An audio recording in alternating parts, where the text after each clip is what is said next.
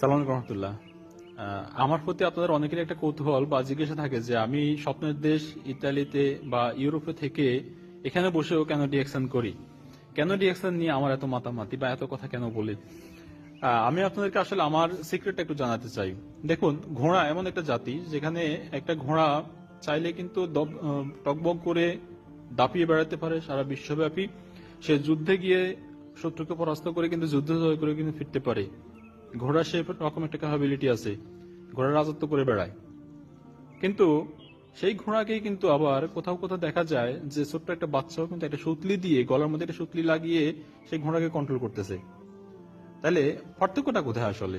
যে ঘোড়া বিশ্ব জয় করতে পারে সেই ঘোড়াকে কিন্তু যখন ছোটবেলা থেকে দাসত্বের মানসিকতা দিয়ে দিয়েছে, ট্রেনিং করিয়ে দিয়েছে, সেই ঘোড়া কিন্তু দাসে পরিণত হয়েছে। আমরা মানুষরা কিন্তু একই রকম। আমাদের প্রত্যেকেরই কিন্তু সেই ক্যাপাবিলিটি আছে যে বিশ্ব জয় করার মতো। আল্লাহ তালা আমাদেরকে অপার সম্ভাবনা দিয়ে কিন্তু আমাদের ব্রেন তৈরি করেছেন। কিন্তু আমরা সেই ব্রেনটাকে নিয়ে আসছি কোথায়?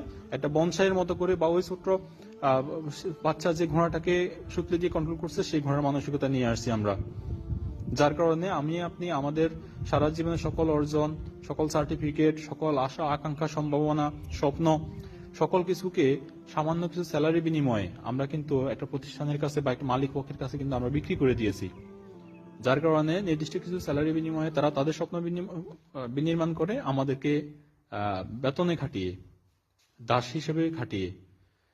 আর আমি আমার জায়গা থেকে সবসময় একটা বিষয় মাথায় রাখি যে আমার স্বাধীন চেতার যে মানসিকতা, সেটা দিয়ে আমি সবসময় একটা বিষয় ফিল করি যে মুক্ত বিহঙ্গের মতো করে, মুক্ত পাখির মতো করে সারা বিশ্ব জয় করার মতো বা সারা বিশ্বে বিচরণ করার মতো মানসিকতা কিন্তু আমার মধ্যে আছে।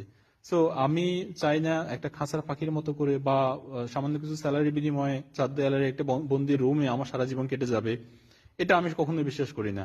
আমি এটুকু বিশ্বাস করি, আমার দ্বারা অসংখ্য মানুষের ভাগ্য পরিবর্তনের কাজ করা সম্ভব আল্লাহর রহমতে। সেটুকু মানসিকতা আমি রাখি এবং সেটুকু ইচ্ছা আকাঙ্ক্ষা স্বপ্ন সবকিছু আমার মধ্যে আছে আল্লাহর রহমতে। সো আমার জায়গা থেকে আমি ডিরেকশন করি এই জন্যই যে যেখানে আমি অসংখ্য মানুষকে নতুন করে আশা জাগাতে পারবো, স্বপ্ন জাগাতে পারবো, স্বপ্ন বিনির্মাণে কাজ করতে পারবো, ভূমিকা রাখতে পারবো, অসংখ্য মানুষের মুখে হাসি ফুটাতে পারবো ইনশাল্লাহ। পাশাপাশি নিজেকে বিশ্বে নিজের জাত চেনাতে পারবো ইনশাল্লাহ।